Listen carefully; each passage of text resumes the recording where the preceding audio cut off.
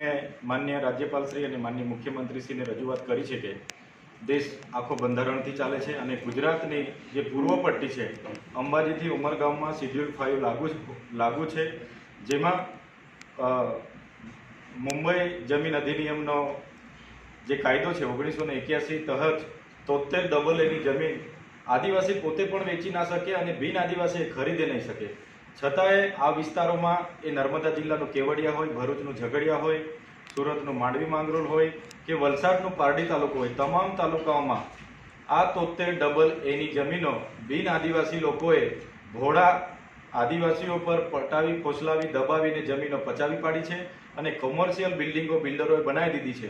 ત્યારે આના ટ્રસ્ટી તરીકે કલેક્ટર હોવા છતાં કલેક્ટરે આવી ગંભીર ભૂલો કરી છે, ત્યારે આમાં ગુજરાત સરકાર ગંભીરતાથી લઈને તપાસ કરે એવી અમારી માગણી છે।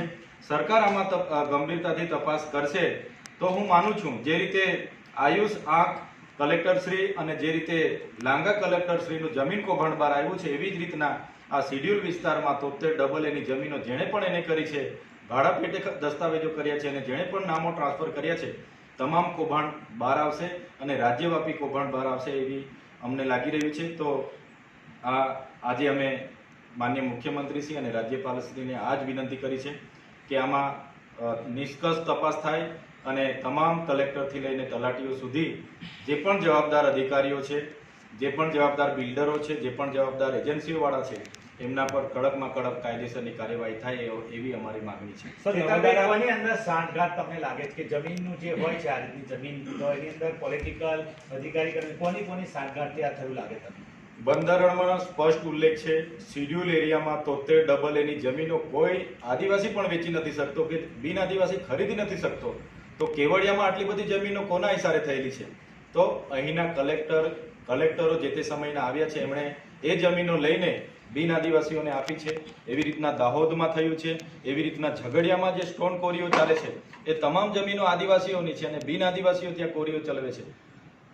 માંડવી અને માંગરોળમાં જે સ્ટોન કોરીઓ ચાલે છે એ આદિવાસીઓની જમીનો પર બિન આદિવાસીઓ કબજો જમાવી લીધો છે। વલસાડમાં પારડી ગામની વાત કરું, ત્યાં એક બિન આદિવાસીએ 800 હેક્ટર જમીન પચાવી પાડી છે। તો સરકાર જે રીતે યોગેશ પટેલ જે વડોદરાના ધારાસભ્યએ માંગ કરી છે એવી જ માંગ અમે કરીએ છીએ કે સરકાર આમાં ગંભીરતાથી લઈ કમિટી બનાવીને શિડ્યુલ વિસ્તારમાં તમામ જિલ્લાઓમાં તપાસ કરે અને જે પણ જવાબદારો છે એમના પર કડકમાં કડક કાર્યવાહી કરે। ચેતરભાઈ, આ બાબતે જે ભાજપના ધારાસભ્ય યોગેશભાઈ પટેલે પણ આ રજૂઆત કરી, તો એમની સાથે કોઈ વાતચીત તમે કરશો કે તમે બે ધારાસભ્યો ભેગા થઈને આ મુદ્દે આગળ વધી શકે?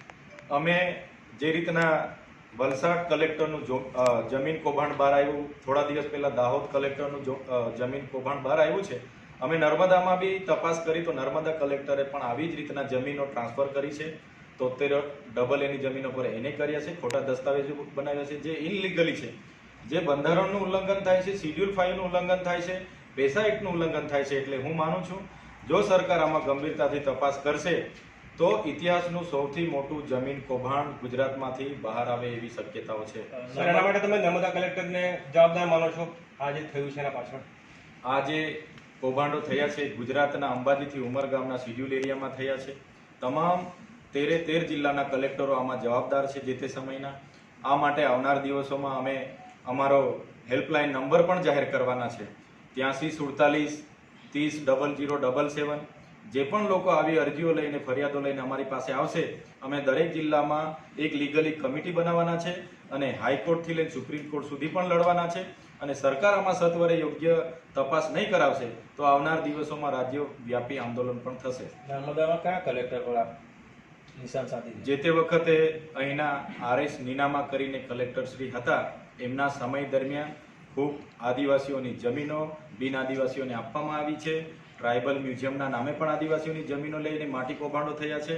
એટલે આવનાર દિવસોમાં અમે તમામ જિલ્લાના કલેક્ટરો પર જે પણ 73 એની જમીનો ટ્રાન્સફર થઈ છે, એને થઈ છે અને ભાડા પેટે આપી છે એની તમામ માહિતી ભેગી કરીને એ તમામ કલેક્ટરોને ખુલ્લા પાડીશું। એમના પર કડકમાં કડક કાર્યવાહી થાય અમારા પ્રયાસો રહેશે। છોટાઉદેપુર સહિત રાજ્ય, દેશ અને દુનિયાના સમાચાર જોવા માટે સબસ્ક્રાઇબ કરો તીર સમાચાર અને બેલ આઇકોન જરૂર દબાવો।